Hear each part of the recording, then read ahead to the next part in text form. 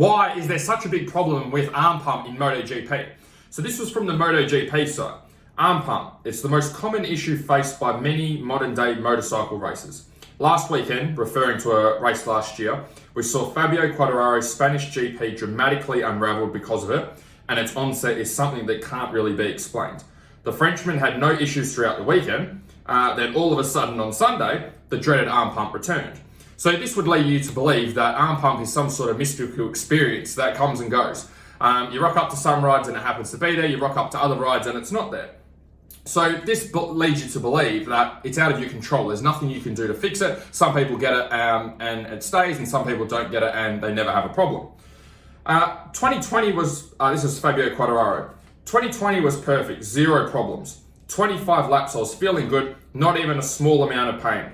This year was the total opposite. So again, leads you to believe that it's some sort of thing that comes down upon you, and all of a sudden, once you've got it, you can't get rid of it. Now, there was an interesting article with other competitors sharing their take on arm pump, which absolutely confuses the shit out of everyone. So, world champ Joan Mir admitted that he has been suffering arm pump, and the Spaniard has it at all tracks that are quite demanding. So this would lead you to believe that it's not some sort of mystical experience, that demanding tracks are going to cause you to have arm pump and non-demanding tracks are going to cause you to not get arm pump. So the complete opposite to what's happened for Fabio.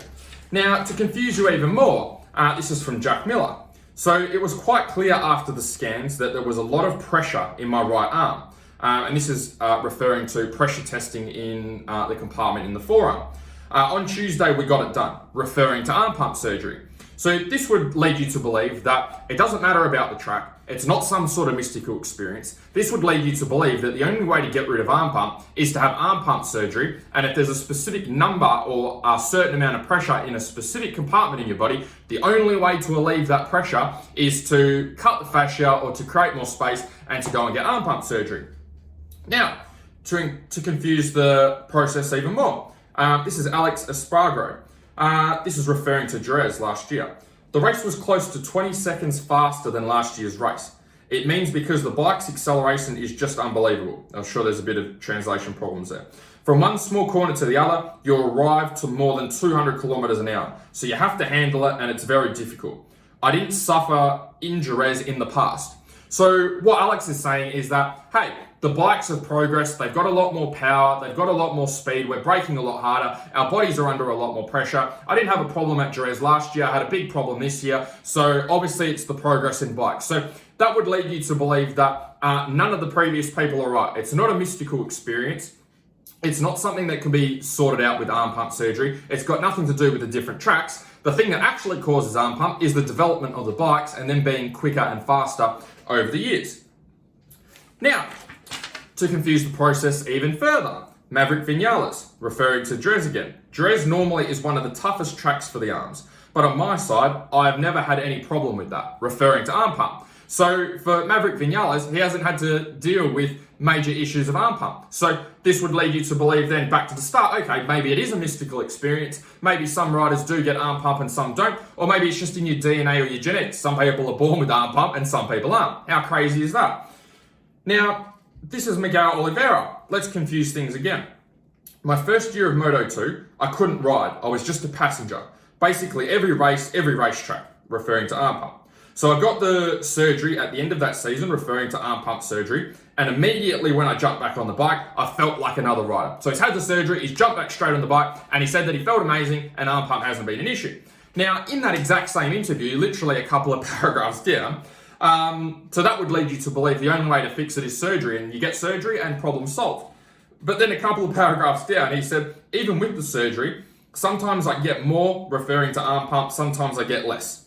The bikes are getting faster, we have more grip, and we get to brake even harder, and it's harder in general. So he's had the arm pump surgery. At first he said, yes, it's got rid of arm pump and no more arm pump problems. And then a couple of paragraphs down, he said, yeah, I still get arm pump. Sometimes it's worse than other times. So at the end of the day, then the surgery didn't really fix the problem because he's still dealing with arm pump. Now, let's go a little bit deeper and have a look at Cal Crutchlow.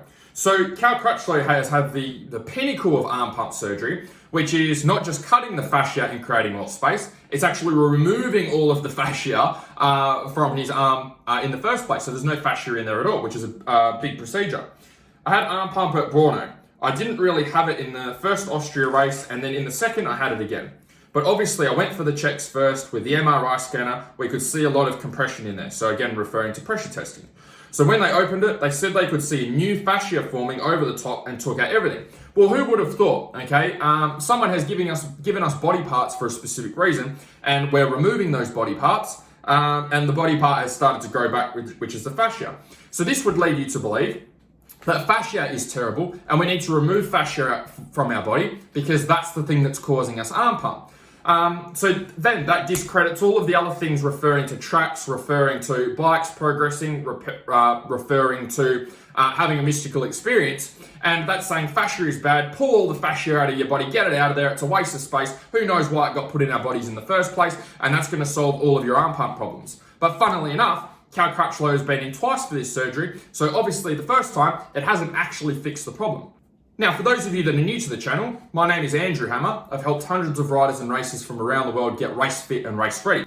Now, my thoughts on arm pump. First of all, what is arm pump? Okay, arm pump is a rush of blood to a specific area of the body.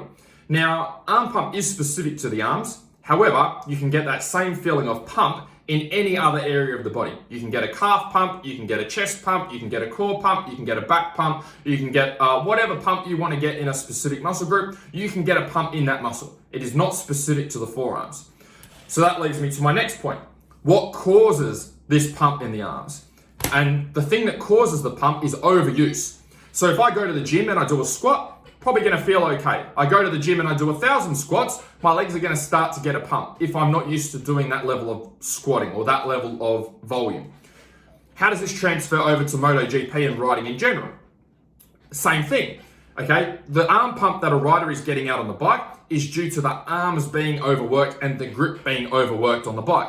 Now, obviously riding a MotoGP bike and riding fast and riding on demanding tracks, the grip is going to be quite tense because you're moving at high speeds and at high intensity. So how do we overcome this then? Do I need to do grip strength exercises? Like how do we work this? So this comes into the next step. What is causing that increase in tightness and tension in the arms? So if we backtrack from there, we go, okay, what is causing that? If we haven't got arm pump at the start of the ride, and the more we ride and the further we get through the race, the worse it seems to get, then we need to have a look at, okay, it is possible to ride without arm pump. There's something that's happening there that's causing this grip to be overused. How do we tackle that? We need to reverse engineer. So if I'm on the bike, let's say I'll take more of a motocross position because it's hard to get into a road racing position while I'm standing up.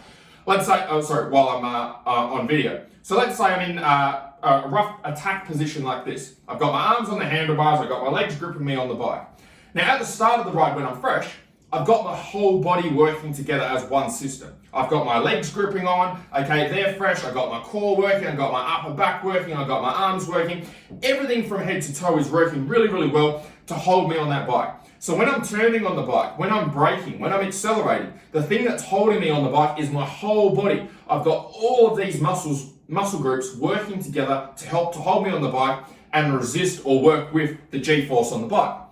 Now the problem that happens is as the rider starts to fatigue, as they're going through a ride or as they're going through a race, those muscles are no longer doing as much of the work. So it might be fair to say at the start of a ride, my arms are doing 20% of the work and the rest of my body is doing 80% of the work to hold me on the bike. Now, as I start to fatigue, as my legs get tired, okay, as my calves fatigue, my quads fatigue, my glutes fatigue, my cores fatigue, my upper body fatigue, my respiratory system or cardio fatigues, then what starts to happen is that load is shifted from the body and it's shifted more into the arms because the rest of the body is doing less of the work. So instead of being an 80-20 split, maybe now it's a 70-30 split, and then it goes to a 60-40 split, and then a 50-50 split. And then it gets to the point where the rest of the body is so fatigued that the arms are just hanging on for dear life. The rider starts to become a passenger at that point rather than actually being in control of the bike like they were at the start. This would also explain why arm pump gets worse and worse and worse. And we've seen this with multiple MotoGP riders. They start off well and they start off okay. And then as they get through the race, they get worse and worse and worse. Their lap times start to drop off and they start to drop off spots. What that tells you is that they are capable of not getting arm pump on the bike. There's just certain areas of their body that are starting to break down, which are loading up their arms more.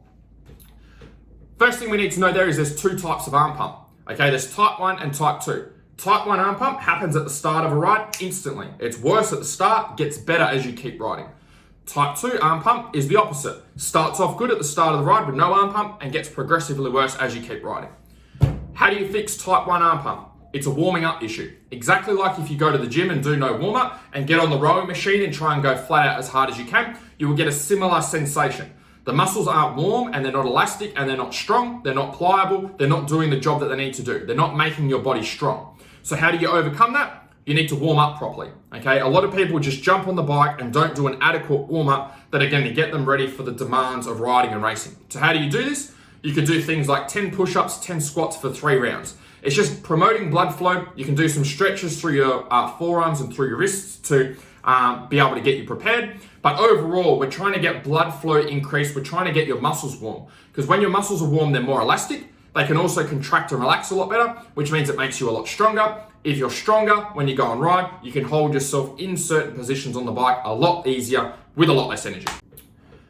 Type 2 arm pump. If your arm pump gets worse as you get towards the end of the ride, there's 5 areas that you need to have a look at and dissect to find out what's going on. As I touched on earlier, the real problem here is that the body is fatiguing or breaking down, and instead of the body taking most of the load and most of the grunt on the bike, now the arms are taking most of the load. So our job is not to get the arms stronger because that's not really the problem. The grip strength is not really the problem. The problem is that the arms are doing way too much work and the rest of the body isn't doing enough work on the bike. So how do we fix that? First thing, strength. Make sure your body is strong enough. And the way that you get your body strong is by lifting weights and doing multi-joint movements. Things like deadlifts, squats, overhead presses, bent over rows with a barbell are a great start. You're not going to get too big and too heavy for the bike if you use the right exercises and you're looking after your nutrition. If you're doing the wrong exercises and you're doing bicep curls and using machines at the gym, then yes, you are going to get big. And if you start eating a shit ton more food, yes, you are going to get a lot bigger. So the first thing is making sure your body is strong enough to work together as a unit to make sure that we can minimize the amount of load going through your arms and maximize the load going through the rest of your body. Area 2 is your cardio and conditioning. You need to make sure that your body is used to operating at high intensity. How do you do that? Use short, sharp bursts of high intensity interval training. So if we look at a road race or a MotoGP race, the race might go for 20 minutes or it might go for half an hour. However, the intensity for that race is not the same, because the level of effort it takes to brake in comparison to the level of effort it takes to sit down on the main straight, chalk and cheese. Okay, we've got one which is very physically demanding, one which is nowhere near as physically demanding. Coming down the main straight and being able to sit down, that's your rest out on the bike in comparison to coming into braking or coming into a left, right, or a chicane. So what we want to make sure here is that our body is used to going hard for short periods of time and then having a rest. Going hard for short periods of time and then having a rest. How do you do that? Jump on a rowing machine, do 30 seconds on, 30 seconds off for 10 minutes, and you'll find out exactly what I mean. Your heart rate will go through the roof, but this will get your body comfortable working at high intensity.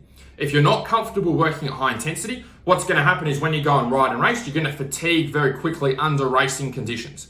So practice, you might be okay. Racing is going to be a problem. Third area that you need to look at is nutrition. Again, if you're not fueling yourself properly, you're not going to have the energy you need to be able to burn through for a full race for 20 minutes or half an hour. So what that's going to mean is your body's going to start to fatigue, it's going to be weaker, it's not going to recover. And when you start to fatigue and get weaker and not recover, that's again, when you're hanging on for dear life on the bike rather than the core of your body doing most of the work. So how do we overcome that? To start with, make sure that you're having simple carbs roughly half an hour before your race. Have a carb, 30 to 45 grams of carbs. Have a carb gel, have a carb drink. Have a piece of fruit half an hour before. Once you've done that, then have your race. Then after your race, make sure you get a protein shake in, okay? Or roughly 15 to 20 grams of protein directly after your race so you can recover and recharge and be good to go for the next race. If your nutrition's not sorted and not organized, then you're going to have problems with fatigue, no matter how fit or how strong or how fast you are on the bike, and then you're not going to get the results anyway. Number 4 is mobility. This probably affects the least amount of people, but the most amount of people focus on this area. Mobility is only important if you've had a previous injury, okay, or wrist or arm injury. If you've had a broken arm or a broken wrist or hand issues, then what you'll find is that the muscles in that specific area are much tighter. Tight muscles are weak muscles. So if the muscles are weak, then they're going to start to fatigue a lot quicker. The way that you can tell if this is an issue for you is you would generally get arm pump more on the side that you have had an issue with compared to the other side. So if I broke my left arm and that's really tight and inflexible and the other one's okay, then what you'll find on the bike is that the left arm will get more arm pump than the right arm. 5th area is bike time. Now, no doubt this is not a problem for MotoGP guys, but I thought it was relevant for you guys. If you never ride, okay, if you never get on the bike, you get on the bike once every 6 months and then you go and ride, no matter how fit you are, no matter what exercises you've been doing, arm pump will be an issue for you. And the reason it will be an issue is because you feel uncomfortable on the bike. And the reason you're going to feel uncomfortable on the bike is because you haven't ridden the bike for so long. Your body's got no idea what's going on. Your mind isn't used to what's going on. It's inefficient at riding, okay? It's hanging on for dear life because it's uncomfortable. The more you ride and the more you get on the bike, the more comfortable you get with the riding, the more you relax. The more you relax, the less load and the less intense grip you have on the bike, which is going to mean then you can go and ride and focus more on your riding and racing rather than spending less time on your arm pump. So hopefully this has given you some insight. If you liked the video, please give it a thumbs up. Otherwise, go out there, enjoy your riding and get rid of arm pump.